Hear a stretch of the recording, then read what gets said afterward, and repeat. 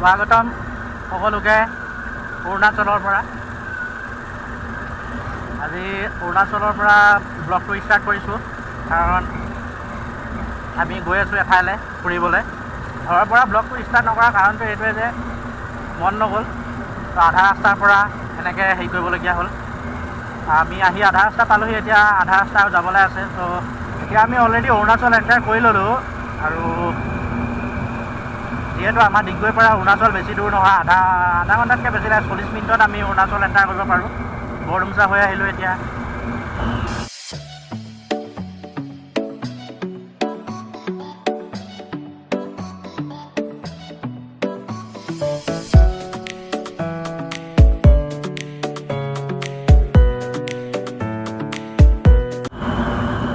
Highway পালোঁহি আমি।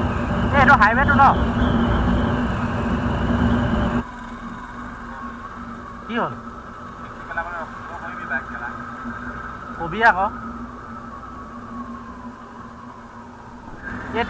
এইটোৱে মেইন হাইৱেটো হয় ন? এইটোৱে মেইন হাইৱেটো হয়। তো আমি এতিয়া অগ্ৰগতি কৰিছোঁ, মেইন হাইৱেত আছোঁ আমি এতিয়া অৰুণাচলৰ। বাকী আমি প্ৰথমতে আহি থকাটো এইটো বাইপাছ আছিলে। বাইপাছৰ পৰা এতিয়া আমি হাইৱে কানেক্ট হ'লোঁ। হাইৱেৰ পৰা এতিয়া যাম। ইয়াৰ পৰা কিমান দূৰ হয় একচুৱেলি নাজানো। এতিয়া আমি কাৰোবাক সুধিব লাগিব সেই ৰিজৰ্টখনৰ লোকেশ্যনটো। এতিয়া লাগিছে মানে প্ৰপাৰ হেৰিয়ত আছোঁ নিচিনা, নামচাই আহি আছোঁ, মানে নামচাই বোলে অৰুণাচলত সোমোৱা নিচিনা। এতিয়া প্ৰপাৰ অৰুণাচলী ঘৰ। বাকী আমি যেতিয়া বাইপাছত আছিলোঁ তেতিয়া এনেকুৱাই লাগি আছে আমি অসমতে আছিলোঁ, অসমৰে নিচিনাই ঘৰবিলাক। ইয়াত এতিয়া চব ঘৰ মানে প্ৰায় ঘৰে মানে চাংঘৰ টাইপৰ দেখা যায়। স্পীড ব্ৰেকাৰবিলাক বৰ বেয়াকৈ দিয়া হৈছে ইয়াত।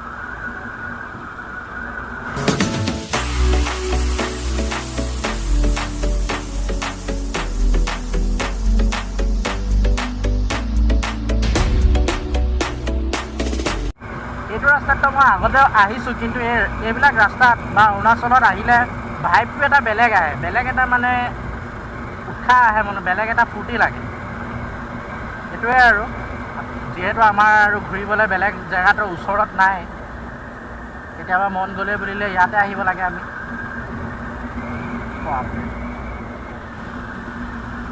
এখন নদী, এখন ডাঙৰ দলং পাৰ কৰি আছোঁ আমি। এই হয় অৰুণাচল ইউনিভাৰ্চিটি ন? আহি আমি অৰুণাচল ইউনিভাৰ্চিটি পালোঁ। আৰু আমি প্ৰথমতে আহোঁতে ইয়াত এইটো অ'পেন কৰা নাছিলে, এতিয়া অ'পেন কৰিলে নেকি? হা, অ'পেন কৰিলে? সেই তেতিয়াতো কনষ্ট্ৰাকশ্যনে চলি আছিলে।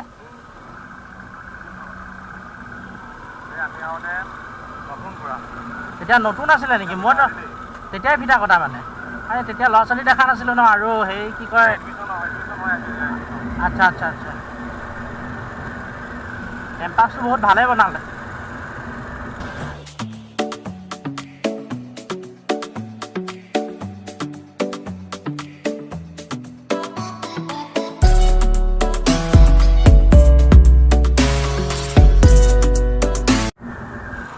চৌখাম 26 কিলোমিটাৰ, আৰু 26 কিলোমিটাৰ আছে চৌখাম। 26 কিলোমিটাৰ আৰু কভাৰ কৰোঁতে আমাক, যিহেতু আমি আৰামছে গৈছোঁ, আধা ঘণ্টাতকৈ বেছি লাগিব। আৰু ইয়াৰতো স্পীড ব্ৰেকাৰবিলাক একো ধৰিবই নোৱাৰি কেলা।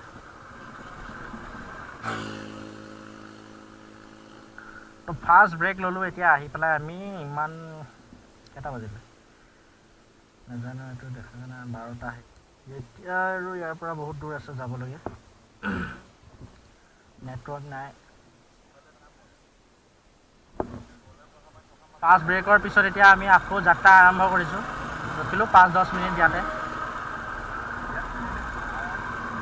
চৌখাম আৰু 14 কিলোমিটাৰ, বেছি টাইম নালাগে। 14 কিলোমিটাৰ আৰু 10-15 মিনিটত আমি কভাৰ কৰি ল'ম।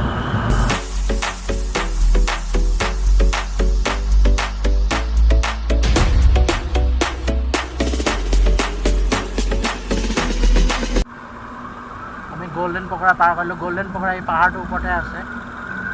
আৰু যিহেতু আমি গল্ডেন পকৰা অহা নাই, তো আমি সেইটো কথা বেছি নকওঁ।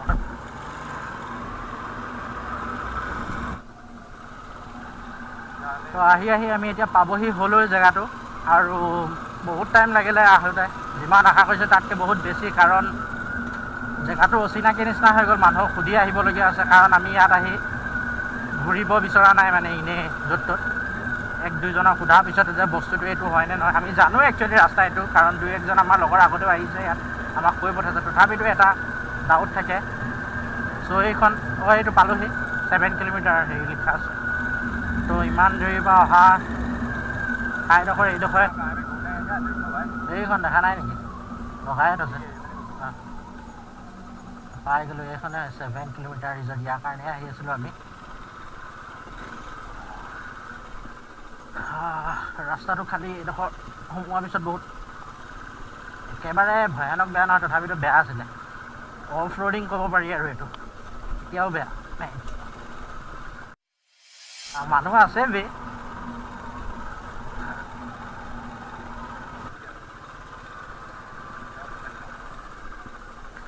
ओके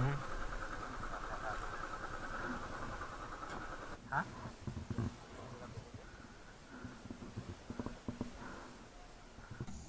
ओके तो फोटो নাই মৰা ভাই, ভিডিঅ' হয়। তো আমি এণ্টাৰ কৰি আছোঁ। তো ইয়াৰ পৰিৱেশটো এনেকুৱা ধুনীয়া, গান চান বাজি আছে, ফেমিলি ৰেষ্টুৰেণ্ট আৰু ধুনীয়াকৈ আহি এটা দিন স্পেণ্ড কৰিব পাৰিব। আৰু ইয়াৰ এণ্ট্ৰেঞ্চটো বনাবৰ কাম বাকী আছে। এইটো হয় লগৰটো আৰু মই কেমেৰাৰ পিছত। আমিও কাপোৰ অনাহেঁতেন গা ধুব পাৰিলোঁ হয়, কিন্তু আমাৰতো নাই সেইবিলাক একো, চবে এনজয় কৰি আছে। তো এতিয়া আহিলোঁ যিহেতু বহুত ভাগৰে জিগৰে, খানাটো খাই লওঁ প্ৰথমতে, তাৰপিছত দেখা যায় কি কৰা হয়।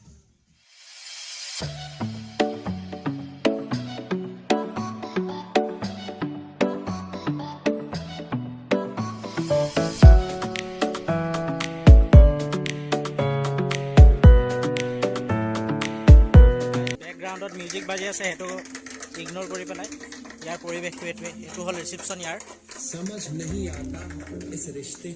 আৰু মেইন হাইলাইটিং ফিচাৰ্ছটো হ'ল ইয়াৰতো মানে যোনটো হাইলাইট হয় এই ৰেষ্টুৰেণ্টটো। চ' এলিফেণ্ট চাফাৰী, যোনটো আমি গৈ কাজিৰঙাতে চাগে পাওঁগৈ এলিফেণ্ট চাফাৰী। আৰু 2-3টামান হাতী আছে আমি জনাততো, আমাক যিমানটো আমি প্ৰথমতে কথা পাতিছিলোঁ। এতিয়া কথা পাতি যিহেতু মই হেৰি কৰি নাথাকোঁ বেছি, পৰিৱেশটো এনেকুৱা টাইপৰ।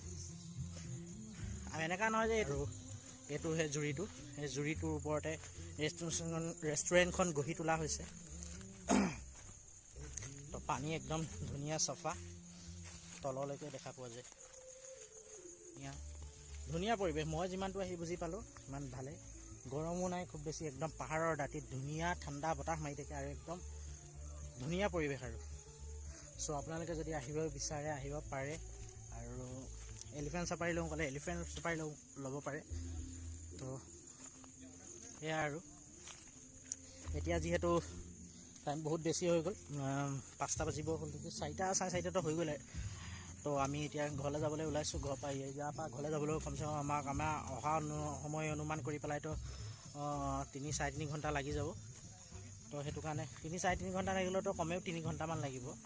তো আমি সোনকালে ওলাওঁ ইয়াৰ পৰা। এটা ধুনীয়া পৰিৱেশ, ছানছেট ইয়াৰ পৰা উপভোগ কৰিব পাৰিব। আৰু ধুনীয়া লাগিছে ছানছেটটো, খালি ছানটো নাই, ছেট হৈ আছে, সেইটো দেখিব পোৱা যাব। আৰু এইফালে জঙীয়া চেঙীয়া পিনি গা ধুব পাৰিব।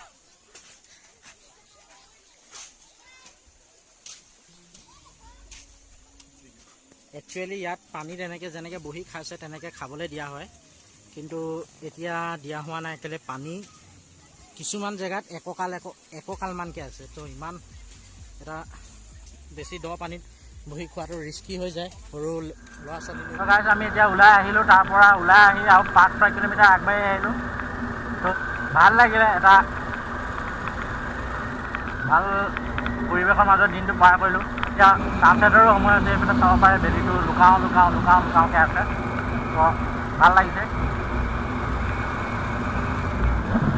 বাইক চলোৱা ইয়াত মজাটোৱে বেলেগ লাগিছে, ঠাণ্ডা বতাহ লাগিছে গাত। যিহেতু পাহাৰৰ মাজেৰে গৈ আছোঁ, ঠাণ্ডা বতাহ আৰু ইমান ধুনীয়া ৰাস্তা, চলোৱা মজাই বেলেগ, একদম মজা। কোনো এনেকুৱা লাগিছে যে মই মানে গৰমৰ ছিজনত নাই অহা যে মই ঠাণ্ডাৰ ছিজনত আহিছোঁ। ইমান ধুনীয়া ঠাণ্ডা বতাহ মাৰিছে, চলাই এটা বেলেগে আমেজ লাগিছে আৰু আমি যিমান পাৰোঁ সোনকালে, যিহেতু অৰুণাচলৰ ৰাস্তাবিলাক অলপ জংঘলী হয়, মানে হাবি আছে বেছি, এই হাতী চাতি ওলোৱা ভয় থাকে। তো আমি যিমান পাৰোঁ সোনকালে দিনে ইয়াৰ পৰা পাৰ হৈ দিব বিচাৰিছোঁ।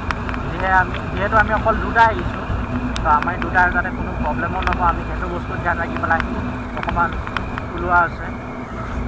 মানে আমি সোনকালে ওলাই দিলোঁ তাৰ পৰা, দেৰি নকৰি পেলাই, যাতে ৰাতিপুৱা আমাৰ দুটাৰ একো প্ৰব্লেম নহয়।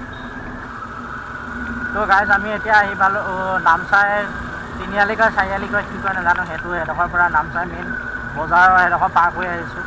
আৰু মই ভাবিছিলোঁ যে আমি দিনতে গৈ পেলাই অসমত সোমামগৈ বুলি, কিন্তু সেইটোতো নহ'ল। অসম আমি দিনত সোমাব নোৱাৰিলোঁ, আৰু চাওঁ কিমান টাইম লাগে। তো কেমেৰাও কেতিয়া ঢকা দি দিয়ে গম নাপাওঁ, কেমেৰাই কেতিয়া ফুচ হৈ যায়, কাৰণ কেমেৰাৰ বেটেৰীও ল' দেখাই আছে। তো সেইটো কাৰণে মই ব্লগটো ইয়াতে খতম কৰিছোঁ, আজি ভিডিঅ'টো ইয়াতে সমাপ্ত কৰিছোঁ। যদি ভিডিঅ'টো চাই ভাল লাগিল তেতিয়াহ'লে লাইক এটা কৰিব। বাকী মই ছাবস্ক্ৰাইব কৰিবলৈ নকওঁ বাৰু, সেইটো আপোনালোকৰ মন গ'লে কৰিব। আৰু ফিউচাৰত খালি এটাই কথা, ফিউচাৰতো আমি এনেকুৱা কিছুমান ঠাই ফুৰিবলৈ চেষ্টা কৰিম, আৰু আমাৰ নিজৰ অনুভৱখিনি আমি শ্বেয়াৰ কৰিবলৈ চেষ্টা কৰিম। যদি আপোনালোকে সেই অনুভৱৰ ভাগ হ'ব বিচাৰে তেতিয়াহ'লে চেনেলটো ছাবস্ক্ৰাইব কৰিব, আৰু বৰ বেছি দীঘলীয়া কৰি নাথাকোঁ, কাৰণ কেতিয়া কি হৈ যায় ক'ব নোৱাৰোঁ। ভিডিঅ'টো আমি অসম গৈ নোপোৱাৰ আগতে মই সমাপ্ত কৰি দিছোঁ। আপোনালোকক লগ পাম নেক্সট ভিডিঅ'ত। Till then, bye bye.